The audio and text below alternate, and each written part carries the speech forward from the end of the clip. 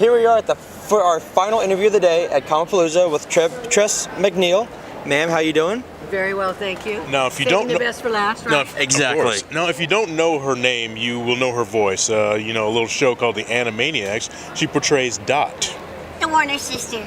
I'm the cute one. I'm the girl. And then Simpsons, Futurama. I didn't know you were a mom on Futurama. Of course I am. Yeah. I rule the universe in the year 3000. You idiot! I mean that in the nicest way. Oh boy. So, I mean, your voice is world renowned, even though people might not know what you look like. Thank God for that. When you create a voice, where do you start? Well, I usually do what I'm told, because they have certain roles to fill in a script, and so all depending on what they're asking for, I select from my quiver of voice that I think that would be appropriate. Or sometimes they just tell me. They say, okay, we want somebody to sound like such and such a person. But more times than not, you know that what they're looking for pretty much. If they say, okay, we're looking for an elderly upper crust woman, then you know, okay, maybe I'll do a little Margaret Dumont from the Three Stooges, that sort of thing, Boy. But so you just kind of guess, and most of the time they'll accept it.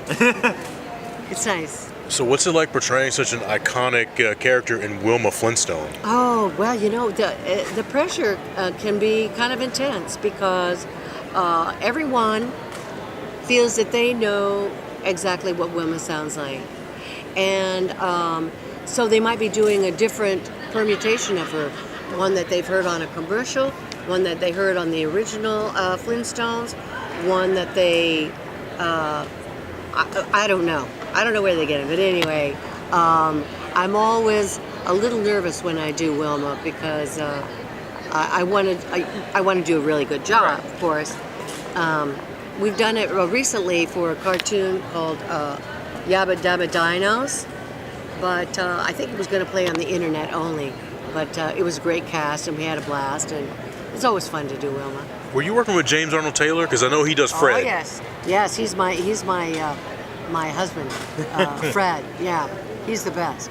Yeah, he's an awesome Fred. He's a very good guy. Yeah. Now I was talking to Maurice on Friday, just trying to get like interview set up, and he was like, "Yeah, I do like 72, but Tress does like 78 voices on Futurama." Yeah, I just squeak by him. We don't have an active competition, but Mo and I are like the cleanup squad. We do all the extraneous voices. I mean, we are an ensemble cast, but Billy West does everything, and Dave Herman, and what's his name? John DiMaggio. Yeah. Great guy. Oh my God, and I know him. Phil Lamar. Yeah, Phil Lamar, who's awesome, and so yeah, we end up doing quite a few voices, and somebody did a count somewhere, some fan, and come to find out, Maurice was at 72, but I think I was either at like 74 or 76 or something like that. That is absolutely just the fact that you can change up your voice that many times. Well, of course, they're not all done in the same cartoon, so there might be a little bit of a repeat, unintentional, of course. What's been your favorite character to voice? Well, it's hard to say. They've all been my favorites at one time or another. I mean, I love them all still, but I do have a good time doing the cranky old broads, I must say. I love doing Mom. I love doing Agnes. I love doing the cat lady. That's Matt Groening's favorite character, or so I've been told. And you do Dolph too, the bully. Yeah, I do Dolph, man. Yeah, Dolph gives Spart a bad time, but he asked for it. Dolph's not a bad guy, I mean, if you listen to him, he really does. Left to his own devices, comes up with some good choices. But he just hangs out with Jimbo, and Gurney, and so he gets pulled down, man. Now, we were talking to Rob earlier, and he was saying how, how much the fans mean to him, and obviously everyone, has like their fan moment. But for you, I mean, you've been doing this for what, almost 30 years now, 40? Oh yeah, at least 1979. Yeah. correct? Yeah, Scooby Doo. Yeah. Yeah. So,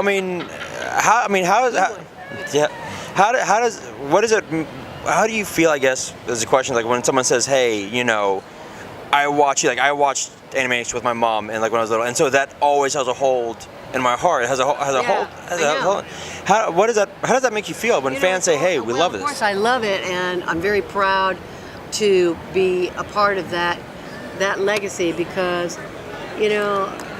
thank God it is such a sweet cartoon and a good cartoon. It's not dirty, it's not naughty, it's not sarcastic, it's not overly political or and it's not ugly animation. A lot of the animation these days seems to be a little on the kooky side, and so this is kooky but not too kooky. Right. That's fan art, so that's a little bit more exaggerated I there. was just fixing it. Yeah, thank you.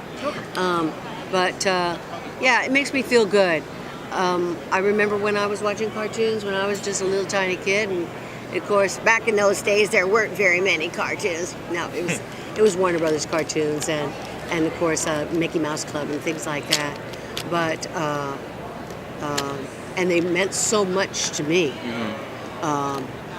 Little did I know that I would be participating in such a way in my adult life.